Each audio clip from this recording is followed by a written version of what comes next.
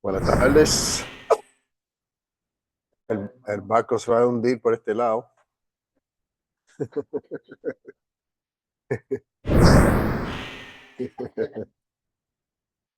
Muy bien, estamos en primera a los Corintios y hemos llegado a capítulo 5. Capítulo 5 de primera a los Corintios. Y la primera pregunta es, ¿cuál versículo de Levítico 18 prohibía la relación ilícita que tenía el hombre que se menciona en el versículo 1 Corintios 5:1? Vamos primeramente a 1 Corintios 5:1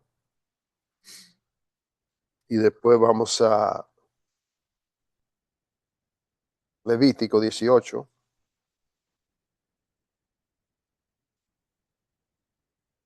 Es cierto, se oye que ahí entre vosotros fornicación y tal fornicación cual ni aún se nombra entre los gentiles, tanto que alguno tiene la mujer de su padre. ¿Y cuál es el versículo de Levítico? 18. Ok, vamos a Levítico 18:8. Buenas tardes.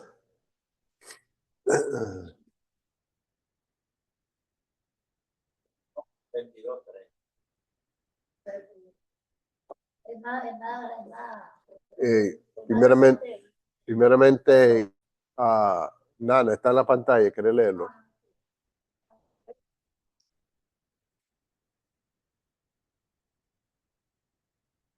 Muy bien. ¿Cuál es el versículo que tú tenías,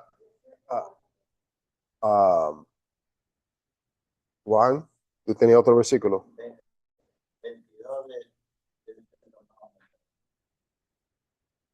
Deuteronomio 22:30. 22:30. ¿Qué dice?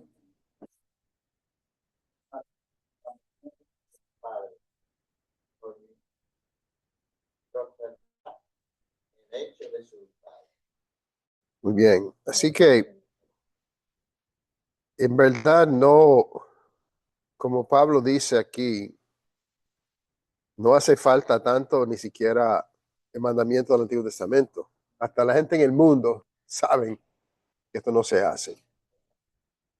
Pero, ¿cuál era la actitud equivocada que tenían los corintios en este caso? Buenas tardes.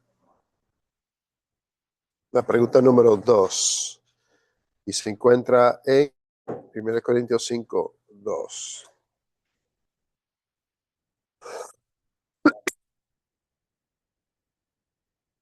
¿Ok? Vosotros estáis envanecidos. ¿No debierais más bien haberlos lamentado? O sea, estaba envanecidos. ¿Cómo es posible? La nueva Biblia que dice arrogantes, se han vuelto arrogantes. ¿Cómo es posible que uno se vuelve envanecido por su pecado o por el pecado de otro en la misma iglesia? Hoy día se ve eso en las iglesias que tienen una bandera del arco iris frente a su edificio, donde tienen orgullo de que aceptan a los homosexuales,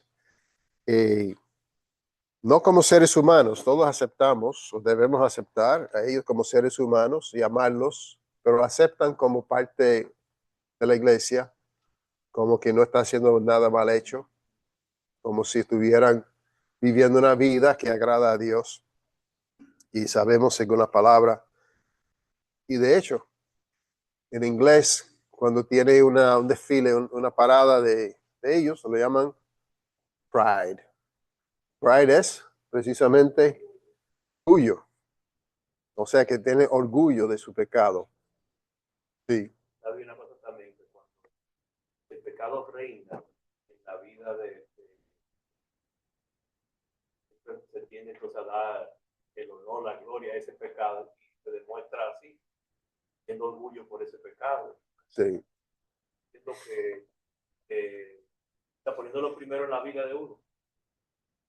Muchas veces, o sea, la misma ignorancia, el mismo ignorancia a lo que es pecado, a lo que significa pecado, es que hace que ellos entonces se envanezcan con él. Muy bien. Y se usa como excusa el hecho de que Jesús era conocido por pasar tiempo con los pecadores. Ahora, Jesús amaba y ama los pecadores, pero no ama su pecado. A la mujer tomada en adulterio, la trató muy bien, tuvo misericordia, pero ¿qué dijo al final? Vete, no peques más.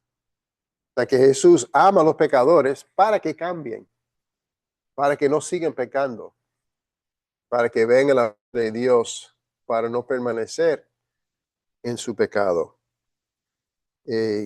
No para ser arrogante de que, mira, nosotros tenemos tanto y tanto amor que aceptamos a todo el mundo aquí.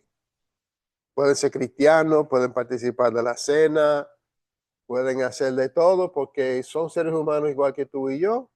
Si tienes ese estilo de vida, eso no importa. Es más, nosotros somos mejores que las otras iglesias, aceptamos. Esa es la actitud que se ve hoy día, igual que los corintios. Pero, según Pablo, ¿qué hubiera sido una reacción más de acuerdo con la voluntad de Dios? En versículo 2 también. Muy bien. ¿No debierais más bien haberlos lamentado para que fuese quitado de en medio de vosotros el que cometió tal acción? En la Nueva Vida Américas, si ustedes se han vuelto arrogantes en lugar de haberse entristecido, para que el que de entre ustedes ha cometido esta acción, expulsado de en medio de ustedes.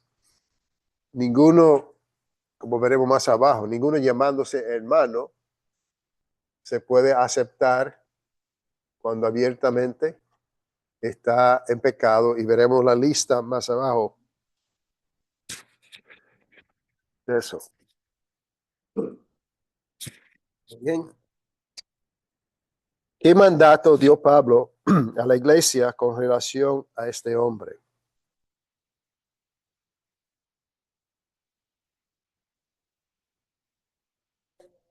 Muy bien, versículo 5. Si quiere, vamos a la Nueva Biblia América. Gracias. Versículo 5, ¿quiere leerlo? Creen a ese tal a Satanás para la destrucción de su carne. Espíritu sea salvo. Muy bien. Fíjense que no es rechazar la persona para que se pierda. Al contrario, ¿por qué es que la iglesia debe entregar esta persona a Satanás? ¿Para qué? A fin de que su espíritu sea salvo en el día del Señor Jesús. Que él entienda que no puede vivir de esta manera, que no es aceptable. Él quizás, estando en la iglesia acepta su pecado. Quizás hasta piensa que está bien con Dios, pero la iglesia tiene que aclarar que no está bien, tiene que arrepentirse, y por eso se entrega a Satanás. Muy bien, este mandato fue dado a los líderes de la iglesia o a la iglesia completa. ¿Qué prueba tiene de eso? Que era la iglesia completa.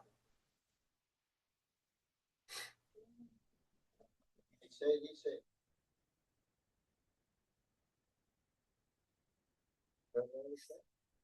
Ajá. Dice, No es bueno, no es buena vuestra jactancia. No sabéis que un poco de levadura leuda toda la masa. ¿Ok? Gálatas 5:9. ¿Ok? ¿Y qué más hay aquí que indica que está hablando de la iglesia completa? ¿Qué dicen el 3?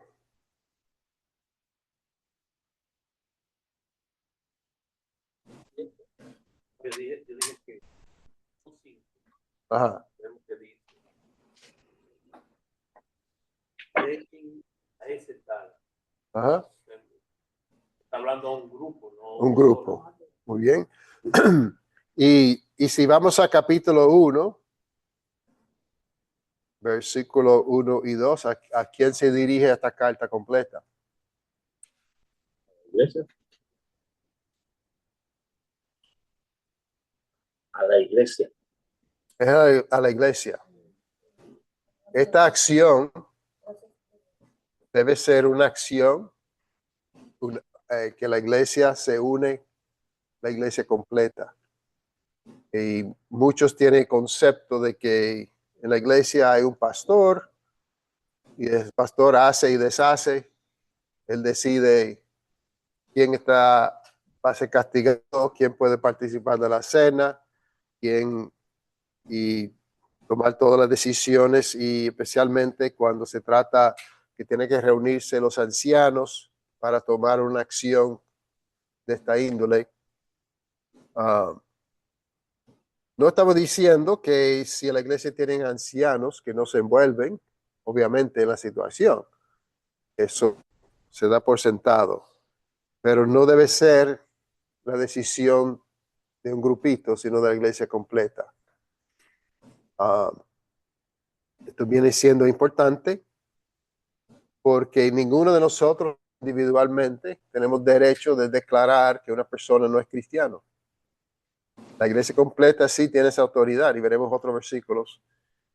Cuando la iglesia se reúne para confrontar una persona que está pecando y no quiere arrepentirse, entonces pues bíblicamente la iglesia completa tiene esa autoridad. Y la iglesia no es, sabe que en los primeros siglos ya rápidamente comenzaron a decir que la iglesia es el obispo y el obispo es la iglesia. Eso no es bíblico. Eso es el concepto católico que se comenzó a meterse muy temprano en la historia de la iglesia.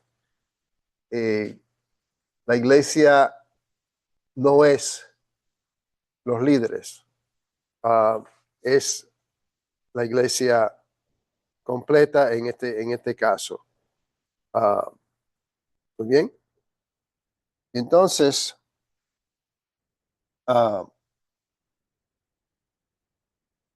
vamos a hablar ahora de otros pasajes parecidos, el 1 Timoteo 1:20 y Mateo 18:15-20. ¿Qué tienen en común estos pasajes? ¿Qué tienen diferente? Vamos a leerlo primero. Vamos a 1 Timoteo 1:20.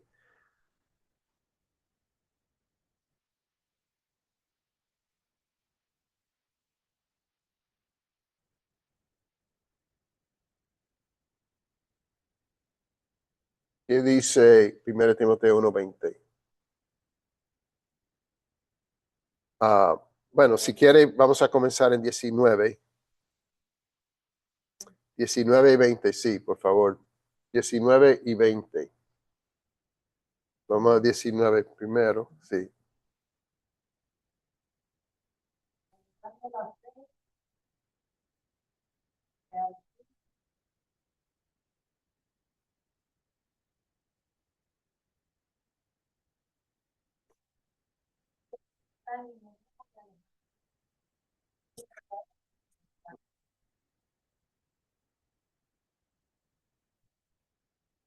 Muy bien. ¿Cuál es la diferencia en qué es parecido a lo que estamos viendo en 1 Corintios 5?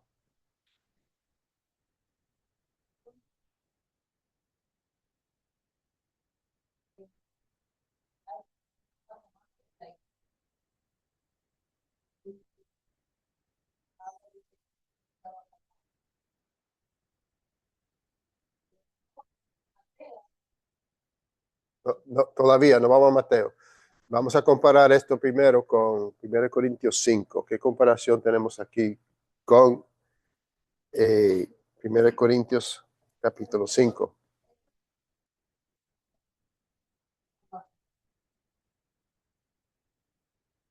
Ok.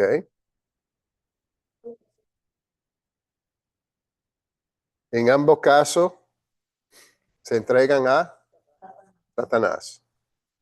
1 Corintios 5, ¿quién lo entrega a Satanás? La iglesia completa. Aquí, ¿quién lo entrega a Satanás? Pablo.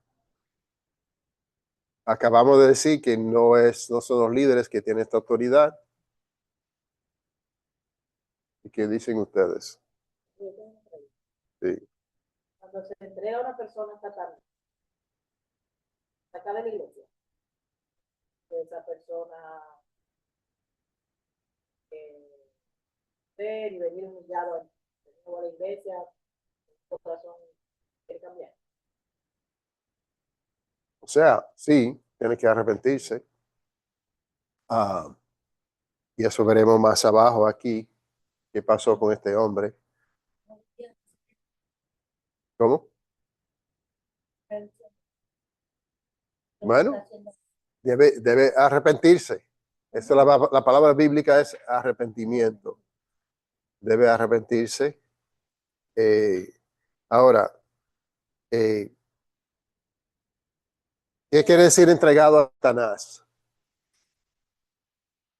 Hacemos una ceremonia, invitamos a Satanás y decimos, entregamos a esta persona.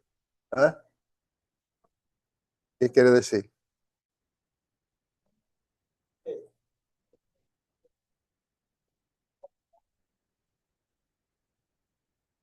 Eso veremos ya mismo en 1 Corintios 5. La levadura hablaremos.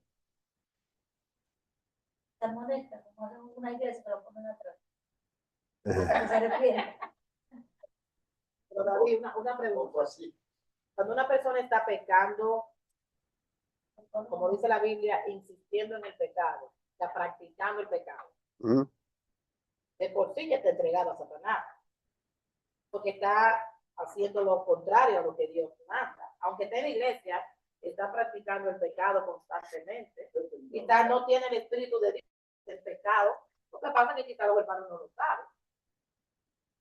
Ahora, este proceso de entregar a Satanás, veremos en 1 Corintios 5, dice, con ninguno llamándose hermano. Si una persona se declara él mismo o ella misma que no es cristiana, ya sea por sus acciones o ya sea, como tú dices, no hay que entregarla a Satanás, porque ella misma se ha entregado. Y entregar a Satanás, esto es sencillo. ¿Cuántos reinos hay?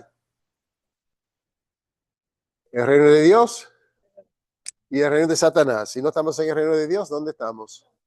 En el reino de Satanás, aunque no lo sepamos. Eso es lo que está diciendo. No está diciendo que se hace una ceremonia y se entrega a Satanás y Satanás ahora tú te encargas. No. Sencillamente está diciendo que no se considera cristiano. Si no es cristiano, ¿dónde está? En el reino de Satanás.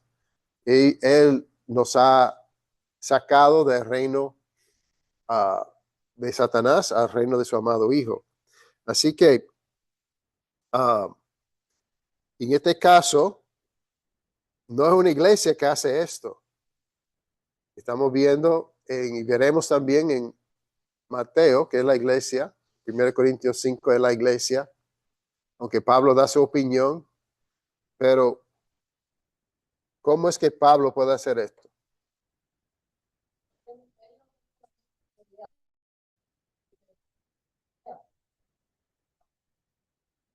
Muy bien, Pablo era apóstol. Los apóstoles tenían el Espíritu Santo, tenían discernimiento de espíritus. Ellos mandaban, como él dice en 1 Corintios 14, lo que yo escribo son mandamientos del Señor. Y de hecho, él ya hemos visto en 1 Corintios 5, que él ya había juzgado a este hombre, pero él quiere que la iglesia también tome acción, porque no siempre vamos a tener los apóstoles con nosotros. Y está enseñando de cómo es que la iglesia debe actuar, aun cuando no hay un apóstol presente. Los apóstoles son los únicos que, podemos decir, tendrían esta autoridad de declarar que una persona no es cristiano. De hecho, Cristo dijo que lo que atan en la tierra será atado en el cielo. Y vamos ahora a Mateo 18, que lo aclara más todavía. Vamos a Mateo 18, 15 al 20.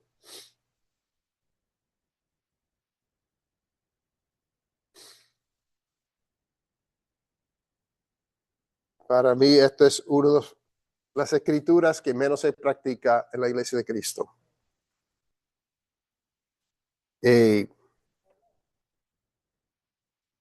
Ah, sí, si quiere. Adelante.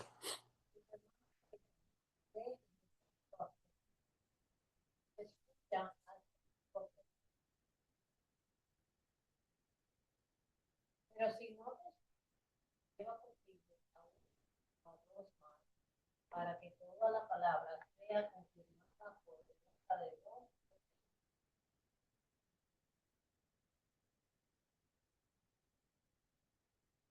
rehúsa escucharlo para la iglesia. También rehúsa escuchar a la iglesia, sea para ti como pagano, recaudador, está más claro. En verdad les digo que todo lo que ustedes hacen en la tierra está atado en el cielo. Todo lo que desaten en la tierra está desatado en el cielo. Además les digo que si dos de ustedes se ponen de acuerdo, cosa que pidan, está hecho con mi Padre que está en el cielo. Porque donde están dos o tres, Muy bien, muchas veces sacamos este versículo fuera de contexto. Este contexto está hablando de el proceso donde la iglesia se pone de acuerdo para decidir que una persona ya no es cristiano. Y usa las mismas palabras que usó para los apóstoles de atar y desatar. Los apóstoles tienen la autoridad de atar y desatar ellos mismos. Pero no es una autoridad sin la aprobación y la inspiración de Dios. No es una autoridad en sí mismo. Pablo, en el día de Pentecostés, abrió la puerta, usó la llave para que entraran en el reino. Pedro, gracias, el hermano de Pablo, hermano en Cristo, gracias. Él, bueno, y declaró las condiciones de salvación. Y también individualmente vemos que Pablo decide que estos hombres que vimos en Timoteo ya no son cristianos. Ahora, en este caso, Mateo 18, se ve claramente que la decisión para llegar al punto donde se decide que se va a contar esta persona como gentil o publicano. Claro, Jesús está escribiendo, está hablando antes de entrar en el nuevo pacto. O sea que para los judíos ellos entenderían esto mejor porque no entendían todavía bien lo que era la iglesia. Pero obviamente se aplica a la iglesia porque Cristo habla de la iglesia aquí. Y entonces, este proceso, obviamente, ¿cuál es la diferencia o una diferencia entre este caso y el caso de 1 Corintios 5?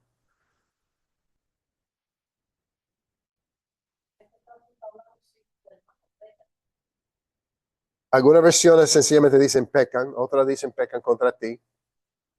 ¿Ok? En ambos casos hay pecado. Vamos a decir que hay pecado en ambos casos. ¿Qué otra diferencia hay?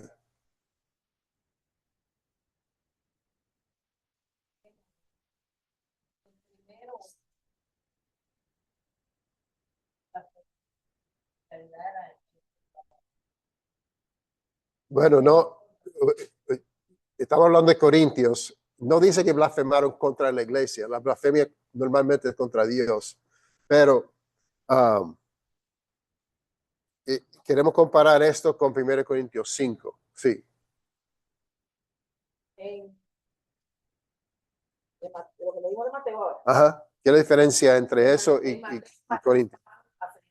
Ajá. En Corintios estoy mirando que la iglesia se reúne para amonestar a esa persona. ¿Y por qué, Ahí entregando los pasos. y por qué siguen los pasos? Porque en Mateo se refiere a si un hermano me ofende a mí. Bueno, como digo, algunas versiones dicen peca Ok. contra ti, otras dicen peca. Okay. Si quiere, vamos a ver el versículo 15. Por ejemplo, en la Nueva Vida de las Américas, si tu hermano peca, repréndelo. Bueno, quizás porque yo soy la que sé que me van a pecar. No lo sabe la iglesia entera. Ok, estamos llegando, ok. Pero en Corintios el pecado es visible a la iglesia entera. Toda la iglesia sabía y estaba orgulloso de lo que está pasando.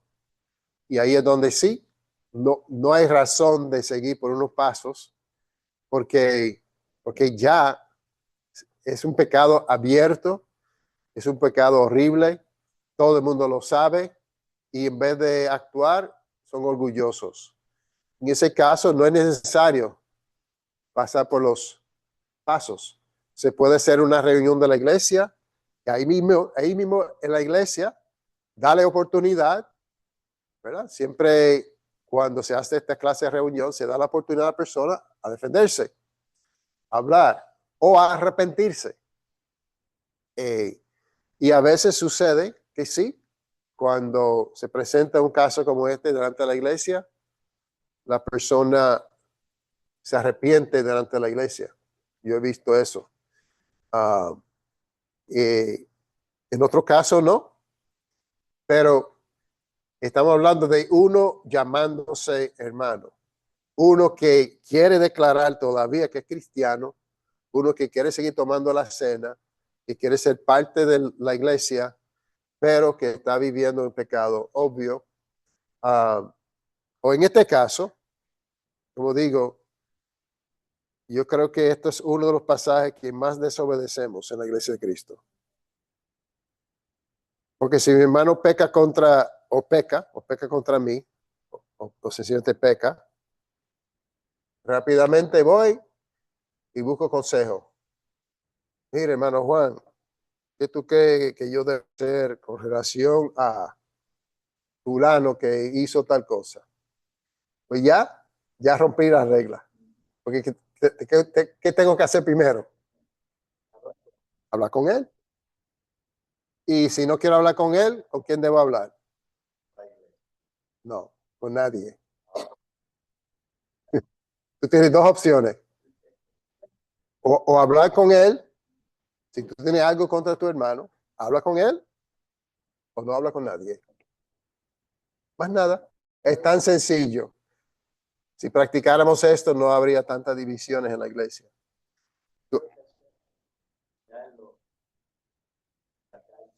¿Mm? Y tenemos muchas maneras de dar vueltas a este mandamiento de Cristo. Y déjame decir una cosa. Cristo sabe lo que está hablando. Estas cosas se resuelven muchas veces con la primera reunión. Muchas veces. Cristo sabe lo que está hablando. Debemos tener fe en Él, creer lo que Él dice. Que el primer paso es hablar directamente a solas con la persona. Ahora, si es hombre y mujer, yo creo que mejor que trae otra persona al principio, que no sea un hombre con una mujer. Trae tu esposa, tu esposo o lo que sea, eso está bien, pero habla directamente con la persona. Si no te oye, ahora sí, ¿Cuál es el próximo paso? Busca otro hermano, 2 o 3. Y aquí no estamos buscando políticamente algunos que están a favor mío, porque a veces estas cosas se tratan de pecado, claro. A veces se trata de ofensa. A veces se tratan de opiniones. Pero hay diferencia. Cuando hay diferencia entre hermanos, lo mejor que podemos hacer es hablar con amor, dejar la puerta abierta. Y entonces, si es necesario, si después de tener 2 o 3 testigos, que es claro que el hermano que está ofendiendo está en un pecado claro, pues se lleva a la iglesia y también se aclara delante de la iglesia. Parte de la razón es que quizás yo creo que algo es pecado y otro hermano no, porque no es un pecado claro. Es una cuestión de opiniones, ¿verdad? Por ejemplo, si tú crees que se debe usar velo en la iglesia, las mujeres, y tú ves una mujer que no está usando velo y habla con ella,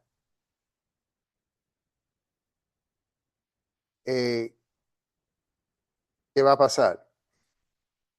Si no me quiere escuchar, dice que ella no tiene que usarlo, lleva 2 o 3 hermanas que creen lo mismo, habla con ella. Ahora, cuando lo lleva a la iglesia, si llega a ese punto, llevar ese asunto a la iglesia, va a ser obvio que es una cosa de opiniones y se debe tratar con mucho cuidado, con mucho amor, con precaución, de no causar divisiones. Quizá se debe orientar a la iglesia en lo que enseña Romanos capítulo 14, de las opiniones, etcétera, para que, como hemos hablado mucho ya en este libro, que haya unidad. Si cuando se trata de opiniones dentro de la iglesia caben la posibilidad de tener diferencia de opiniones. No en todo, obviamente. Tú no puedes tener una opinión de que Jesús no es Dios. Esa opinión no vale. Pero hay otras cosas que son de opiniones. Hay que tener cuidado de no dividirnos por eso. Por eso este proceso ayuda. Se va viendo si lo que a mí me preocupa es opinión o no, después de hablar con otros hermanos. Eso es parte del proceso. Pero también si es pecado claro, va a quedar claro. Como en este caso de 1 Corintios 5. No hay duda de que este hombre está violando la ley del Antiguo Testamento, la misma naturaleza, hasta gente en la calle dice, ¿cómo es posible que este hombre está viviendo así con su madrastra? Muy bien. Ahora sí, Juan, ¿qué representa la levadura? Volviendo a 1 Corintios 5, sí, versículo 6 al 8. Sí. Vuestra ansia, no sabéis que poco de la vida, vuestra probación. Limpiaos pues la vieja levadura, para que seáis nueva levadura, como sois. Porque nuestra Pascua es Cristo, ya fue sacrificado por nosotros. Que celebremos la fiesta, no con la vieja levadura, con la levadura de malicia, de vanidad, sino maldad, sino con pan sin levadura, bien de sinceridad y de verdad. Muy bien. ¿Y qué representa la levadura? El pecado. El pecado. Y el pecado es algo que crece. Si no se trata como el cáncer, que se va creciendo, hay que cortarlo antes de que haga más daño. Y esa es la idea aquí. Ahora se menciona nuestra Pascua y hay una figura aquí de la Pascua de los panes sin levadura. Nosotros cuando participamos de la cena, el significado de que sea pan sin levadura es porque la sangre nos limpia de pecado y el pan sin levadura representa una vida pura, sin pecado. Levadura se usa en otro sentido. Dice que el reino de Dios es como la levadura en un sentido positivo. Pero en este caso está hablando de levadura en un sentido negativo. ¿Cuáles son los pecados? Aquí en versículo 10 y 11 que se mencionan donde se aplica este proceso. Muy bien. La gente inmoral, codiciosos, estafadores, idólatras. Y versículo 11. Les escribí que no anduvieran en compañía de ninguno que llamándose hermano, esa es la clave, llamándose hermano, es una persona inmoral o avaro, idólatra, difamador, borracho, estafador. Con esa persona ni siquiera comen. ¿Qué quiere decir esa parte? Con esa persona ni siquiera coman.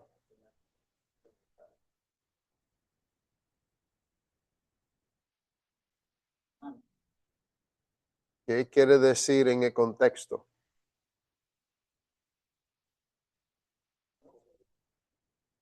Yo entiendo, recuerden que está hablando de participar en la Pascua, panes sin levadura. En el contexto yo entiendo que está diciendo la cena del Señor. Que no debemos comer la cena del Señor con una persona en este pecado que se ha separado de la iglesia. O sea, la iglesia no es como la Inquisición, donde la iglesia tiene poder para castigar a la gente, echarlo en la cárcel o peor. Lo único es, por eso dicen a veces, usan la palabra que no está en la Biblia, excomulgar. Quiere decir que no puede participar en la comunión. O sea, que eso es básico. Debe ser cristianos que participan y los que no son cristianos que no participen. Yo sé que hay personas que tienen otras opiniones y no hay tiempo para entrar en toda la escritura. Hay otra escritura que dice no lo trate como enemigo, sino amonestarlo como hermano. Un enemigo no come en tu casa contigo. Un hermano come contigo aunque tú lo puedas amonestar. ¿No crees que está diciendo que si tú tienes un hijo, si tienes una esposa, un esposo que ha sido separado de la iglesia, que tú no puedes sentarse en la mesa a comer con ellos? Eso lo dicen algunas iglesias, hasta los testigos de Brooklyn, bueno, ya no son de Brooklyn, son de otra parte, pero los testigos, lo que se llama testigos de Jehová, ellos hacen una separación tan extremo que si tú ves a una persona que ha sido excomulgado caminando por la calle, tú tienes que cruzar la calle para no ni siquiera darlo. No creo que la Biblia está hablando de esa clase de castigo.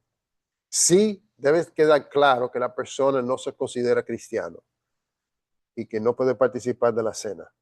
Eso es el punto, que se ha entregado a Satanás. No se considera como parte del reino de Dios a esa persona. Muy bien. ¿A quienes debemos juzgar y no andar en compañía?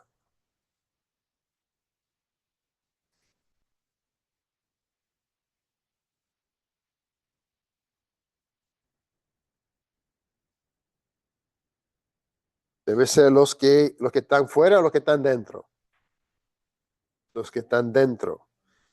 ¿A quienes no debemos juzgar? Los de afuera. ¿Por qué? Dios lo va a juzgar. ¿Y qué más dice en versículo 10?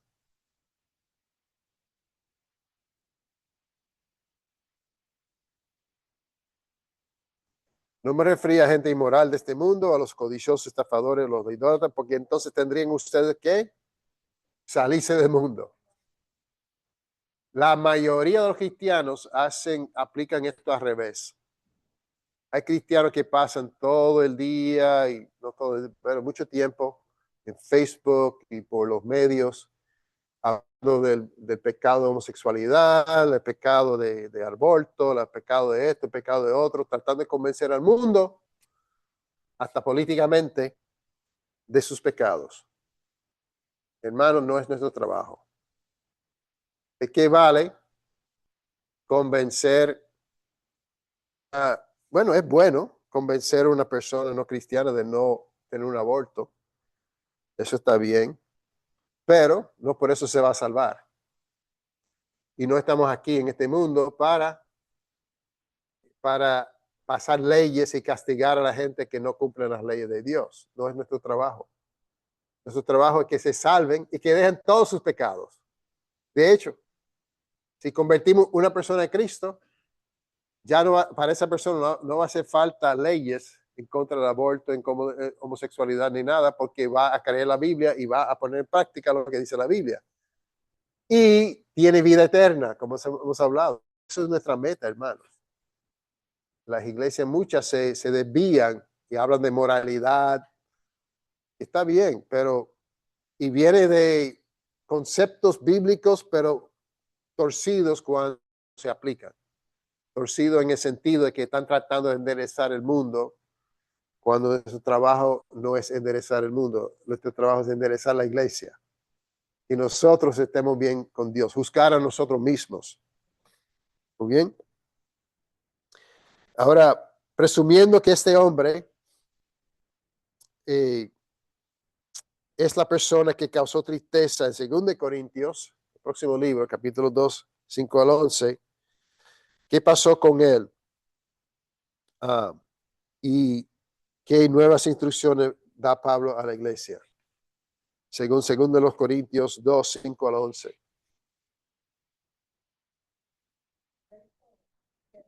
Ajá.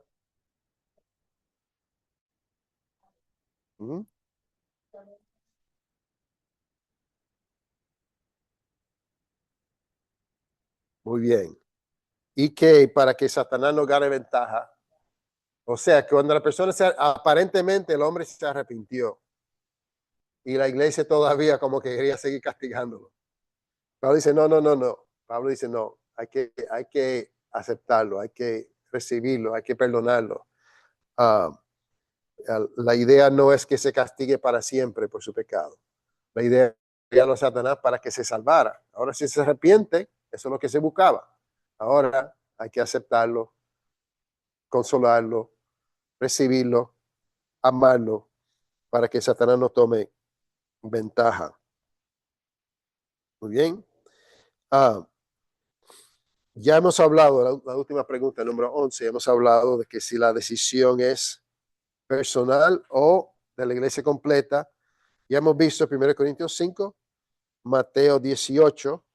Vamos a ver dos más que no hemos visto todavía. 2 Tesalonicenses 3:6. 2 Tesalonicenses 3:6, ¿qué dice?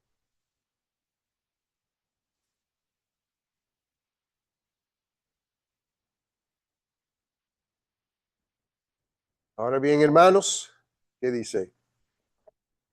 Ajá.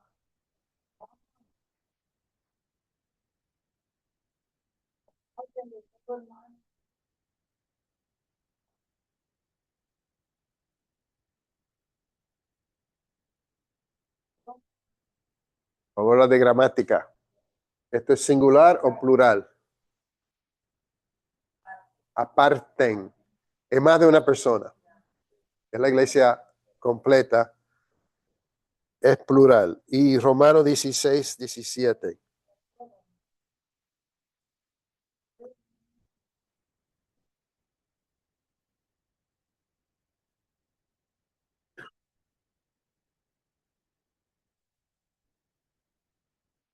Muy bien. Les ruego, hermanos, que vigilen y que ustedes que se aparten de ellos. También es en conjunto. Aquí donde se aplica Mateo 18, donde hay 2 o 3. O sea, no es que 2 o 3 si la iglesia se compone de 50 personas, que 2 o 3 personas de esa iglesia decidan. Sino está diciendo que cuando hay un grupo que es la iglesia, aunque sean 2 o 3, que la iglesia completa toma esta decisión, entonces están atando en el cielo, en la tierra, lo que es atado en el cielo. Esto que es la única autoridad que tiene la iglesia para disciplinar. Otra clase de disciplina que se inventan en muchas iglesias no son bíblicos. Como hay que sentarse atrás, hay que hacer esto, hay que hacer lo otro. Muy bien. ¿Alguna pregunta o comentario antes de orar?